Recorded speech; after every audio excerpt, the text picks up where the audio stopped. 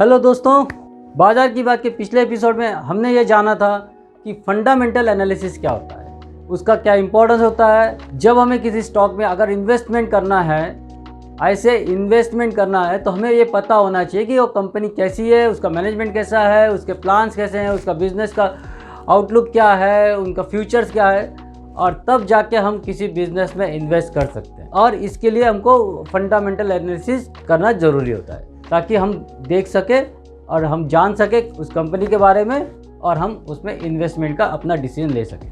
लेकिन stock market में जब आप इन्वेस्टमेंट या ट्रेडिंग करते हो तो फंडामेंटल एनालिसिस के अलावा एक और जो चीज़ है जो आपको आनी चाहिए वो होती है टेक्निकल एनालिसिस। टेक्निकल एनालिसिस क्या चीज़ है? देखिए, फंडामेंटल एनालिसिस आपको ये बताता है कि कंपनी जिसमें आप इन्वेस्ट करना चाहते हो वो कैसी है और उसका फ्यूचर क्या है, और उसके बारे में जब मैनेजमेंट, उसके प्रोडक्ट्स, उसकी सर्विस, उसके फ्यूचर प्लान्स, जब हम फंडामेंटल्स के बारे में जानते हैं तो आपको पता लगता है। लेकिन कब इन्वेस्ट करना है, कब एंट्री करना है और कब एग्जिट करना है, ये आपको फंडामेंटल एनालिसिस से नहीं पता चलता है। उसके लिए हमको जानना जरूरी होता है टेक्निकल एनालिसिस। तो टेक्निकल एनालिसिस क्या है?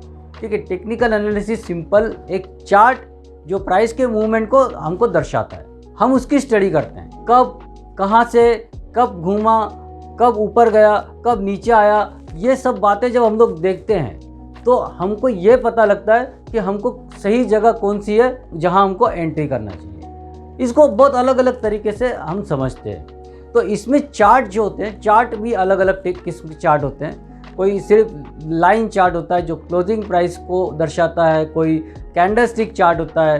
तो कैंडलस्टिक चार्ट में हमको दिन की ऊपर नीचे कहाँ तक गया, कहाँ से कहाँ क्लोज हुआ, कहाँ ओपन हुआ, कितना हाई मारा, कितना लो मारा, ये सब हमको कैंडलस्टिक चार्ट पे मालूम पड़ता है। और ऐसे और भी अलग अलग तरीके के चार्ट बनते हैं। उन चार्ट पे हम लोग को क्या पता चलता है कि आखिर में प्राइस का मूवमेंट क्या हो रहा है, कब वो उसका बॉटम कब बन रहा है, उसका हाई कब बन रहा है, कब वो साइडवेज चल रहा है, कब वो ट्रेंडिंग है, कब वो नॉन ट्रेंडिंग है, कब डाउन ट्रेंड में है, कब अप ट्रेंड में है। ये सारी बातें हमको चार्ट में पता चलती है। और जब हम लोग चार्ट को ध्यान से, गौर से पढ़ते हैं, समझते हैं, उसका एनालाइज करते हैं, उसी को हम कहते हैं टेक्निकल एनालिसिस। तो टेक्निकल एनालिसिस के चार्ट से सब पता लग जाता है। तो चार्ट में प्राइस का मूवमेंट पता चलता है, तो उसी के साथ में कुछ पैटर्न्स बनते हैं। कोई सारे पैटर्न्स जो रहते हैं वो अपने आप में रिपीट करते हैं, उन पैटर्न को समझा जाता है। तो कुछ इंडिकेटर्स ऐसे होते हैं जो हमको ये बताते हैं कि मार्केट में कब मूवमेंट आने वाला है, कब मूवमेंट नहीं आने वाला है, कब डाउन ट्रेंड शुरू हो सकता है या कब अप ट्रेंड शुरू हो सकता है। तो ये अलग अलग इंडिकेटर्स होते हैं। जैसे मूविंग एवरेज है, वो ये बताता है कि प्राइस किस ट्रेंड में चल रहा है। प्राइस अगर मूविंग एवरेजेस के ऊपर चल रही है तो अप ट्रेंड माना जाएगा, प्राइस अगर मूविंग एवरेजेस के नीचे चल रही है तो उसको डाउन ट्रेंड माना जाएगा। तो इस टाइप से फिर कुछ इंडिकेटर्स होते हैं जो वोलेटिलिटी को बताते हैं, बॉलिंजर बैंड। तो ये बताते हैं कि मार्केट में या स्टॉक में कितनी वोलेटिलिटी है, ताकि हम उस वोलेटिलिटी का फ़ायदा उठा के उसमें एंट्री कर सकें। कुछ इंडिकेटर्स जैसे RSI या MACD, ये मोमेंटम को सिखाते हैं कि क्या स्टॉक में अब मोमेंटम आने वाला है। तो हमारे लिए ये सब जानना तब ज़रूरी होता है कि जब हम ये जानना चाहते हैं कि कब रिवर्सल हो रहा है, कब एंड हो रहा है, कब प्राइस का मूवमेंट ख़त्म हो रहा है। नीचे वाला जब रिवर्सल आता है, जब प्राइस नीचे से ऊपर घूमने लगती है तो वो हमारे लिए टाइम होता है बाय करने का।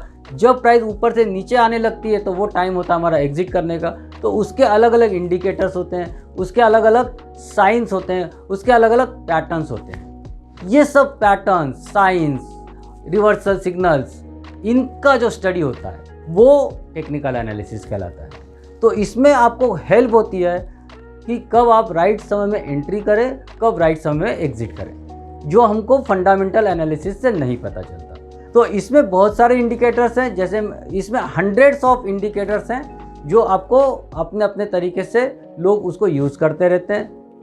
कोई लोग बिना इंडिकेटर्स के सिर्फ प्राइस के मूवमेंट को ट्रैक करते हैं, कोई लोग हेल्प लेते हैं इंडिकेटर्स की, कोई अपनी स्टडी डेवलप कर लेता है। तो उन सब स्टडीज़ को लेके और इंडिकेटर्स को लेके, सपोर्ट और रेजिस्टेंस के लेवल्स को लेके एक पैटर्न जो फॉर्म होता है उसको समझ के ये सारी बातें को जब हम लोग इकट्ठा करते हैं, उसको इकट्ठा रूप में देखते हैं और एनालिसिस करते हैं, तब हमको राइट एंट्री और राइट एग्जिट का सिग्नल मिलता है। उन सिग्नल्स को समझना यह आर्ट है, यह साइंस है, और इसी आर्ट और साइंस को हम लोग बोलते हैं टेक्निकल एनालिसिस। तो टेक्निकल एनालिसिस खास करके किसके लिए इम्पोर्टेंट है? देखिए, अगर आप लॉन्ग टर्म इन्वेस्टर हैं तो शायद हो सकता है कि आप थोड़ा ऊपर या नीचे ले लें तो भी आपको फ़र्क ना पड़े।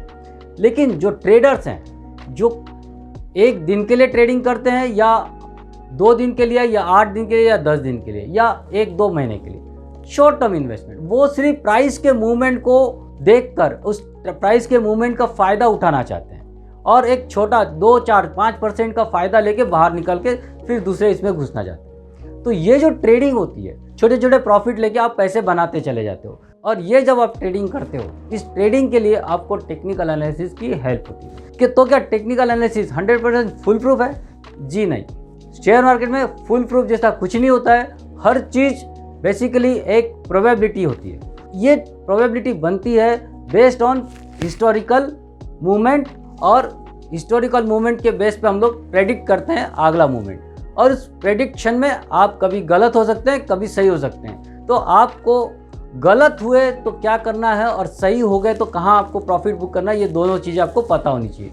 ये भी आप टेक्निकल एनालिसिस से समझ सकते हो। तो इन सारी बातों को जब आप समझते हो तो आप एक अच्छे ट्रेडर बन सकते हो, और प्राइस के मूवमेंट का, चाहे आप इंट्राडे काम करते हो या आप छोटे मोटे 5%, 10% के मूवमेंट को पकड़ना चाहते हो, उस समय आपको ये टेक्निकल एनालिसिस बहुत काम में आता है और आप इसका फ़ायदा उठाकर अच्छा पैसा बना सकते हो।